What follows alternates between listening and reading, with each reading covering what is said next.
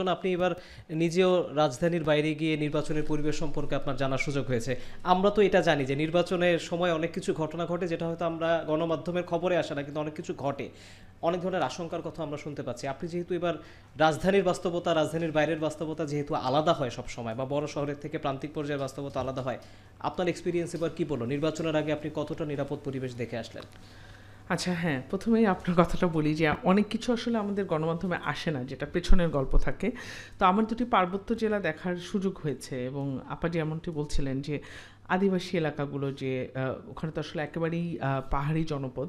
তো সেখানে যে বিষয়টি, যে প্রথমে একটু বলি, পাহাড়ি বাঙালি সম্পর্কটা তো একেবারে তলানিতে এসে ঠেকেছে, সেটা আমরা জানি। কিন্তু এই এই জায়গাগুলোতে আমরা দেখলাম যে বিশেষ, মানে যেটা আমরা আগেও দেখেছি, যেটা বলা হচ্ছিল যে 14 থেকে 24 যে সিনারিও, তার থেকে খুব বেশি পরিবর্তন মাঠ পর্যায়ে আমার মনে হয়নি।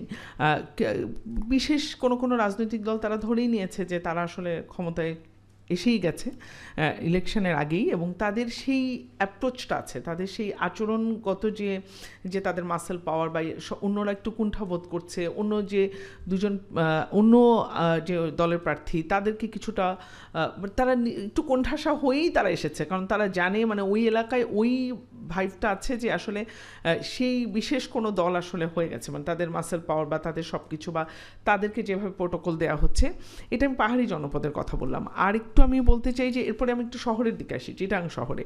সেখানেও চিত্রটা একই, সেখানেও আমরা সেই একই কথা, যেমন আমি আবারও সামিনা লুৎফা আপার সাথে বলবো যে দফা ইস্তেহার, কয়েক দফা পরিকল্পনা, অনেক কিছু বলা হচ্ছে।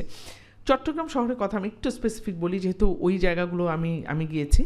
তো তাদের একটাই কথা, স্থানীয় ভোটাররা বারবার একই কথা বলছে যে তাদের জলাবদ্ধতা, দীর্ঘদিন ধরে তাদের জলাবদ্ধতা, এটার তো আসলে সমাধান করার জন্য এটার কেন এটা হচ্ছে এটা জানতে হবে। কিন্তু আসলে যারা মানে প্রার্থী, যারা মনোনীত প্রার্থী বিভিন্ন দলের, তাদের কাছে আসলে সেই মেসেজটা নেই। কিন্তু তারা শুধু বলছে যে হ্যাঁ আমরা সামনে এটা করব, বা এটা নিয়ে রিসার্চ করা, বা আসলে কি মানুষের কথা চিন্তা করা, সেই জায়গাটা আমি এখন অনুপস্থিত দেখেছি। এবং ভোটারদের মধ্যে আমি দেখেছি, আমার প্রোগ্রামটা শেষ হওয়ার পরে আপনি যেটা বলছিলেন যে পেছনের কথা, সাথে সাথে স্থানীয় ভোটার এসে আমাকে বলল, যে সাধারণ মানুষ একদম যারা বললেন যে দেখলেন কোনো বিষয় কিন্তু তারা জানে না, কিছুই না, শুধু বললো যে পরে কী করবে। মানে তাদের মধ্যে এক ধরনের, তারাও জানে যে আসলে এটা বলেও কোনো লাভ হবে না, প্রশ্ন করেও কোনো লাভ হচ্ছে না, মানে শুধু মিডিয়ার জন্যই। তো আমার কাছে যেটা মনে হয়েছে মাঠ পর্যায়ে রিপোর্টিং করতে গিয়ে, যে খুব একটা কি আমার কাছে তেমন কোনো পরিবর্তনই পরিলক্ষিত হয়নি। সেই একই ব্যাপার, যারা ক্ষমতায় আসবে বা যাদের আসলে একটু লোকবল বেশি, মাসেল পাওয়ার বেশি, সেই তাদেরই যে মানে জোর, সেটা মাঠ পর্যায়ে বেশ আছে। আরেকটা কথা আমি একটু বলতে চাই, সেটা হচ্ছে যে আমরা না শুধুমাত্র কিন্তু শুধু স্থানীয় ভোটার মানে একদম সাধারণ মানুষ, যারা একদম আমাদের মতো স্বাভাবিক মানুষ, তাদের কথা আমরা বলছি। আমি একটু বলতে চাই, আমি এই রিপোর্টটা আমি প্রায় 2-3 সপ্তাহ আগে করেছি, এবং প্রতিবন্ধীরা কিন্তু মাত্র 3% ভোট দিতে পেরেছে 2024-এ। এটা ইউএসএআইডিরই একটা তথ্য। এবং এটা কেন, তার কারণ হচ্ছে তারা, যিনি দৃষ্টি প্রতিবন্ধী, শুধু দৃষ্টি প্রতিবন্ধীর কথা আমি বলি, সে তো আসলে তার ভোটটা গোপন রাখতে পারে না, তার এলাকায় সে এক ধরনের নিরাপত্তাহীনতার পর্যায়ে মানে চলে যায়, কারণ তার সাথে যিনি আসেন তিনি তো তার ভোটটা দেখে ফেলেন, কারণ তার সেই ভোটটা দেওয়ার কোনো ব্যবস্থা কিন্তু নেই। এবার হয়তো কমিশন কিছুটা ভেবেছে তাদের কথা, কিংবা যিনি হয়তো অন্য ধরনের শারীরিক প্রতিবন্ধী, তাদের ভোটাধিকার বিষয় বা তাদের যে নিরাপত্তাটা, সেটি কিন্তু দেখতে হবে।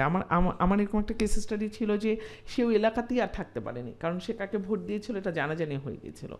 এই বিষয়গুলো কিন্তু আসলে মানে নিরাপত্তার জায়গা থেকে অনেকেই, আপনি যেটি বলছিলেন যে ভোট দিতে যেটা নিরুৎসাহিত হওয়া, সেই জায়গাটা আমি একটু মানে গণমাধ্যম কর্মী হিসেবে যেহেতু আপনার অভিজ্ঞতা হয়েছে, গণমাধ্যম আরেকটু দায়িত্বশীল ভূমিকা কিভাবে রাখতে পারে? আমরা তো এর আগেও দেখেছি গণমাধ্যমের অ্যাক্সেস দিয়ে অনেক জটিলতা হয়েছে ভোট কেন্দ্রে।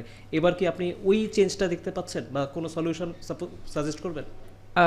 আমি মানে এখনও আমার কাছে মনে হয়নি যে তেমন কোনো আমাদের অবস্থার পরিবর্তন হবে, কারণ 2024-ই আসলে আমার সাথে একটা খুব মানে আমাদের, আপনি জানেন যে ব্যাকপ্যাক দিয়ে আমরা লাইভ করি, তো সেটা ওখানে তেমন কোনো প্রতিদ্বন্দ্বী, আমরা জানি 2024-এর নির্বাচনটা কেমন হয়েছে, তেমন কোনো প্রতিদ্বন্দ্বী নেই, কিছুই নেই। তারপরও কিন্তু আমাকে একটা কেন্দ্রে আমার ব্যাকপ্যাকের যে কেবলটা খুলে দেওয়া হলো, কারণ আমি দেখাচ্ছিলাম যে এখানে পোলিং এজেন্ট শুধুমাত্র একটি নির্দিষ্ট দলের, সে কারণে কিন্তু আমি বাধার সম্মুখীন হয়েছি। আমার কিন্তু মনে হচ্ছে না যে এবারেও খুব একটা গণমাধ্যম কর্মী হিসেবে, কারণ আমাদের, আপনি জানেন যে আমাদের লাইভ করতে দেওয়া হচ্ছিল না বা অনেক বিষয়। আরেকটা জিনিস হচ্ছে আপনি যেটা বলছিলেন যে যদি আমার কোনো মানে মানে আমি যদি কিছু বলতে চাই, সেটা হচ্ছে গণমাধ্যমের জন্য যেটা নির্দেশনা থাকে আসলে, যে আমরা কতদূর যেতে পারবো এবং আমাদের যে মানে স্বাধীনতাটা কতটুকু বা কতটুকু আমরা বলতে পারবো, সেটা খুব সুনির্দিষ্ট করে কেন্দ্রগুলোতে বলা। সেক্ষেত্রে আমাদের কাছে যে কাগজটা থাকে, গতবারই আমি দেখাচ্ছিলাম 2024-এ যে লাইভেই, তারা আমাদের কিন্তু আক্রমণাত্মক একটা, যে না আপনি আসতেই পারবেন না, এরকম কোনো নির্দেশনা ছিল না।